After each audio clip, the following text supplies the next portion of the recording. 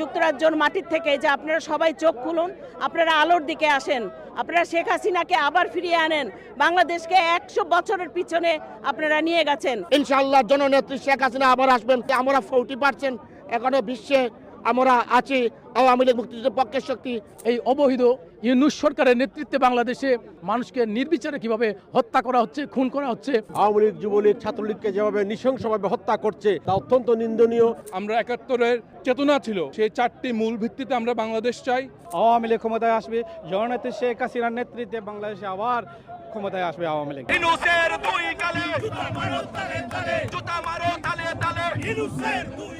আমরা এই মুহূর্তে আছি যুক্তরাজ্যের পার্লামেন্ট ভবন ওয়েস্টমিনস্টারের সামনে, যেখানে যুক্তরাজ্য আওয়ামী লীগের সদস্যরা এবং দলীয় নেতারা সমাবেশ করছেন। তাদের একটাই বার্তা এখান থেকে, বাংলাদেশের সাবেক প্রধানমন্ত্রী যিনি দেশ ছেড়ে চলে গিয়েছিলেন, তিনি এখনও তাদের প্রধানমন্ত্রী আছেন এবং তিনি অচিরেই সসম্মানে বাংলাদেশে ফিরবেন এবং তাকে ষড়যন্ত্র করে সরানো হয়েছিল। তারা দোষারোপ করছেন সেনাপ্রধান থেকে শুরু করে আরও জামাত, বিএনপি সবাই মিলে তাকে দেশ ছাড়তে বাধ্য করেন।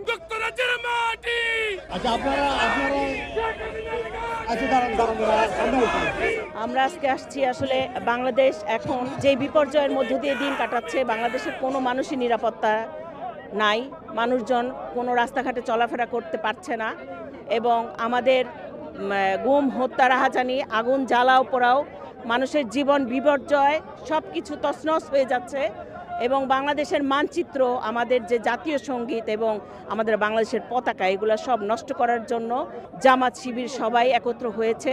আমরা তার প্রতিবাদ করার জন্য আমরা পার্লামেন্টের সামনে একত্রিত হয়েছি। এই যুক্তরাজ্যের মাটির থেকে যে আপনারা সবাই চোখ খুলুন, আপনারা আলোর দিকে আসেন, আপনারা শেখ হাসিনাকে আবার ফিরিয়ে আনেন, বাংলাদেশকে 100 বছরের পিছনে আপনারা নিয়ে গেছেন। আমরা এর প্রতিবাদে আজকে পার্লামেন্টের সামনে মহিলা আওয়ামী লীগ এবং যুক্তরাজ্য আওয়ামী লীগের পক্ষ থেকে একত্রিত হয়েছি।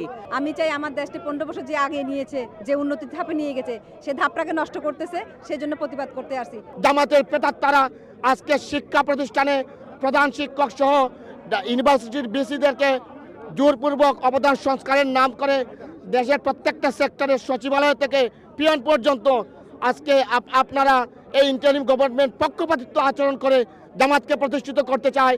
বাংলাদেশে অসাম্প্রদায়িক, কোনোদিন সাম্প্রদায়িক আপনারা দিবেন না দেশকে, যাতে আগামীতে গৃহযুদ্ধের দিকে না যায়। প্লেন লেভেল ফিল্ড যদি আপনারা সৃষ্টি করেন, ইনশাআল্লাহ জননেত্রী শেখ হাসিনা আবার আসবেন। আবার স্বাধীনতার পক্ষের শক্তি। আমরা 40% এখনো বিশ্বে আমরা আছি। আওয়ামী লীগ মুক্তিযুদ্ধের পক্ষের শক্তি।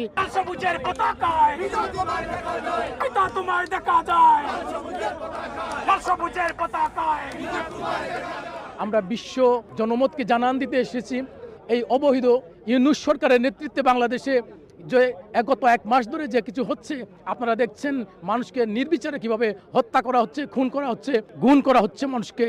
আমি একটি কথা বলতে চাই, মুগ্ধ, আপনি যাদেরকে পানি খাইয়েছিলেন তারা কিন্তু আজকে আমার পুঙ্গ ভাই মাসুদকে এক ফুটো পানি খেতে দেয় নাই। আজকে এখানে আমরা একটি প্রতিবাদ সভা করেছি। আপনারা জানেন বিগত 5 আগস্ট থেকে শুরু করে এখন পর্যন্ত প্রতিদিন বিনা বিচারে মানুষ হত্যা করা হচ্ছে বাংলাদেশে এবং কোনো বিচার পাচ্ছে না। আমরা সেই প্রতিবাদ করতে এখানে এসেছি। আমরা চাই বাংলাদেশের প্রতিটি হত্যা শুধু 5 তারিখ থেকে নয়, এর আগেই যারা অন্যায়ভাবে হত্যা করছে তারা প্রকৃত তদন্তের মাধ্যমে বিচার করা হোক। হত্যা করা হয়েছে, গতকালকে সিলেটে একজনকে হত্যা করা হয়েছে, হাত পা 4টি রক কেটে দেওয়া হয়েছে। এই কোন দেশে আমরা বসবাস করছি? আমরা এরকম বাংলাদেশ চাই না। আমরা 71-এর যে আমাদের জাতীয় সঙ্গীত নিয়ে যারা অবমাননা করেছেন তার প্রতিবাদে আপনারা দেখেছেন একটু আগে সবাই মিলে বাংলাদেশে যারা এখানে বাস করেন, বাংলাদেশকে যারা ধারণ করেন, বাংলাদেশের স্বাধীনতাকে যারা ধারণ করেন, তাদের সবাইকে নিয়ে আমরা সমস্যারে জাতীয় সঙ্গীতটি গিয়েছি এখানে।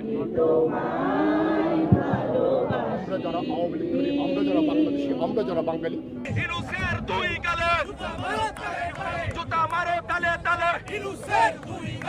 গণপ্রজাতন্ত্রী বাংলাদেশ সরকারের মাননীয় প্রধানমন্ত্রীকে কিছুদিন আগে ক্ষমতাচ্যুত করেছেন। আর বর্তমানে বাংলাদেশের যে পরিস্থিতি, যে রাহাজানি হত্যা অনেক কিছু, তার বিরুদ্ধে প্রতিবাদ করার জন্য আমরা এখানে উপস্থিত হয়েছি। এবং আমরা জানছি যে বাংলাদেশের যে এই মুহূর্তে জাতীয় সঙ্গীতকে যারা চেঞ্জ করার চিন্তা করতে পারছে, আমি বলবো ওরা বাংলাদেশের প্রথম থেকে যে স্বাধীনতা বিরোধী ছিল, আজও ওরা দেশ বিরোধী। আমরা তার জন্য প্রতিবাদ করছি এবং আগামীতে ইনশাআল্লাহ এসব কিছু সমাধান হবে ইনশাআল্লাহ। আমরা এখনো আছি যে পুরানা সংগ্রামের সময় আমাদের জামাত, শিবির, আলবদর, রাজাকার, বাদে মির্জাফর, বিশ্বাসঘাতক আর জান্টাদের বিরুদ্ধে আমরা যে বিরুদ্ধে হতে যে কাজ করতেছে, এগুলা আমাদের দেশে ঠিক নয়। এখন আমাদের বাঙালি, আওয়ামী লীগ সবাই আবার জাগতে হবে, তার আমাদের নেত্রীকে আবার আমাদের দেশে ফিরিয়ে আনতে হবে। নির্বাচিত সরকার প্রধানকে যেভাবে তাড়িয়ে দেওয়া হয়েছে তা অত্যন্ত দুঃখজনক, তা ইতিহাসে অত্যন্ত বিরল। আজকে স্বাধীনতার বিরোধী চক্র আজকে রাষ্ট্র পরিচালনায় অধিষ্ঠিত হয়েছে এবং স্বাধীনতার সপক্ষের শক্তিকে আওয়ামী লীগ, যুবলীগ, ছাত্রলীগকে যেভাবে নৃশংসভাবে হত্যা করছে, দিনের পর দিন যা লোমহর্ষক ঘটনা ঘটাচ্ছে, তা অত্যন্ত নিন্দনীয়। আমরা তীব্র প্রতিবাদ জানাই। কিছু বলবেন যে কেন আছে?